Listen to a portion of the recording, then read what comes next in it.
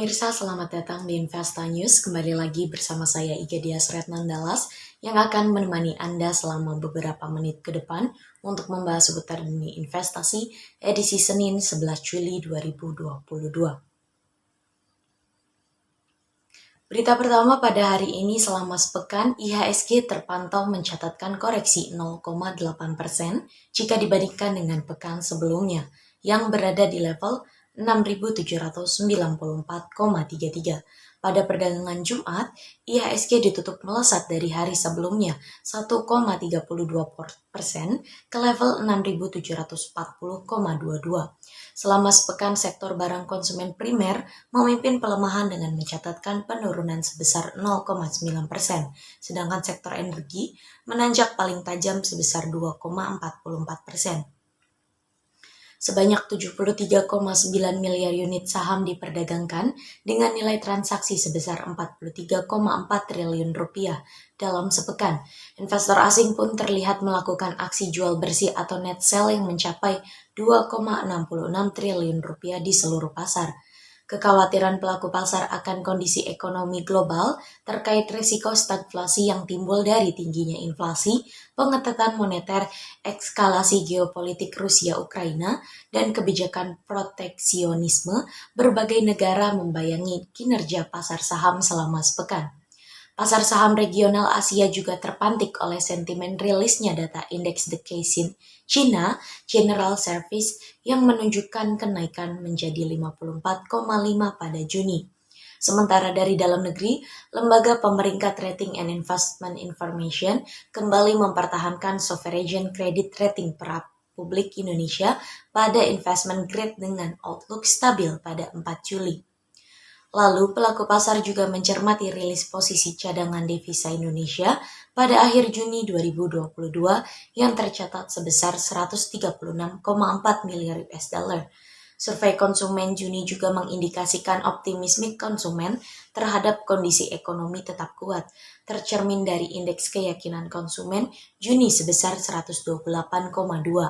Namun di sisi lain, nilai tukar rupiah terhadap dolar Amerika Serikat dalam kurs CISDOR sempat menyentuh angka 15.015 per rupiah per dolar Amerika Serikat pada Rabu 6 Juli. Berita selanjutnya datang dari proyeksi IHSG. IHSG berpeluang melanjutkan penguatan pada awal pekan ini. Pelaku pasar masih akan merespon sejumlah data ekonomi global.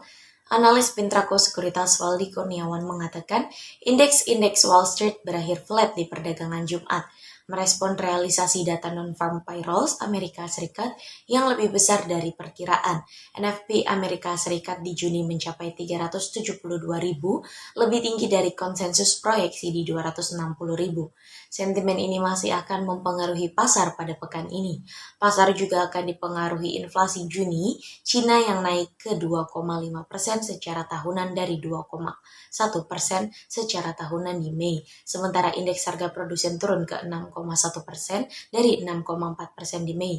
Data ini dapat jadi indikasi awal tekanan harga dari sisi produsen mulai mereda, sementara demand masyarakat Cina relatif terjaga di Juni. Mempertimbangkan sentimen tersebut dan terbentuknya rising window pada pergerakan IHSG di Jumat, Waldi memperkirakan IHSG berpotensi melanjutkan penguatan ke 6.800 hari ini. Analis Arta Sekuritas Dennis Christopher Jordan mengatakan, secara teknikal candlestick membentuk higher high and higher low dengan stokastik yang membentuk golden cross di sekitar area oversold. Ini mengindikasikan potensi penguatan. Di awal pekan ini, investor akan mencermati beberapa data ekonomi dari Cina, serta data penjual retail Indonesia. Menurut Dennis, beberapa saham yang dapat dicermati antara lain PGAS, TOWR, dan DSNG, sementara Valdi menyarankan saham-saham komoditas dan pelayaran, terutama LSIP, SSMS, KRAS, Inco, UMTR, dan SMDR. Selain itu, ada peluang rebound teknikal di saham Arto, BBCA, BBRI, BBKP, dan PNBS. Sebagai informasi, pada Jumat lalu, IHSG ditutup di level 6.740,21. Beralih pada sektor komoditas, harga emas batangan 24 karat PT Aneka Tambang pada perdagangan Jumat terpantau turun Rp15.000 dibandingkan dengan harga pada Jumat lalu. Secara harian, harga emas berhasil mencapai level tertingginya di Rp991.000 per gram pada Sabtu 2 Juli dan kembali mengalami penurunan ke level Rp969.000 per gram pada Kamis 7 Juli hingga Jumat 8 Juli. Berdasarkan informasi unit bisnis pengolahan dan pemurnian logam mulia Antam, harga emas 24 karat ukuran 1 gram terpantau dijual Rp969.000 per gram pada Jumat lalu. Nilai tersebut lebih rendah dibandingkan harga jual pada Jumat pekan lalu senilai Rp984.000 per gram. Sementara itu harga emas satuan 10 gram dan 25 gram masing-masing dijual Rp9.185.000 dan Rp22.837.000.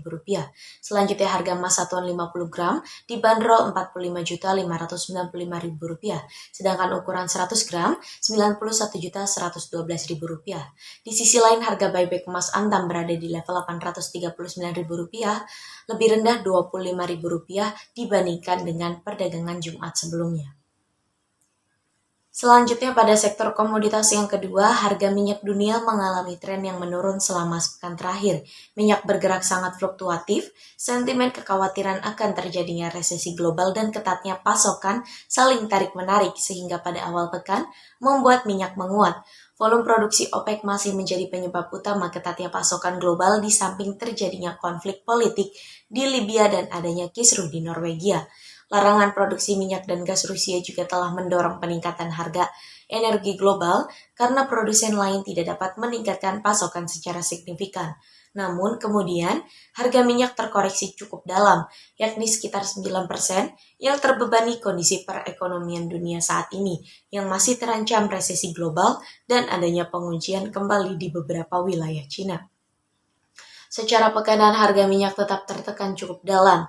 Harga minyak West Texas Intermediate di New York Mercantile Exchange sampai dengan perdagangan Jumat petang 8 Juli pukul 17.20 waktu Indonesia bagian Barat mengalami tren menurun 5,31% menjadi 102,67 US dollar per barel, lebih rendah dibandingkan dengan harga pekan sebelumnya 108,43 US dollar per barel.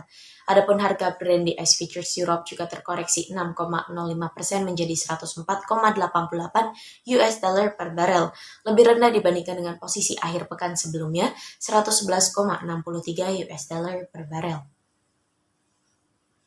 Berita penutup kita pada pagi hari ini, kurs rupiah berpotensi melanjutkan penguatan pada Senin.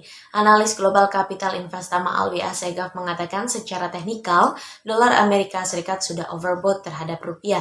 Ada beberapa sentimen positif yang mulai menyelimuti pergerakan rupiah.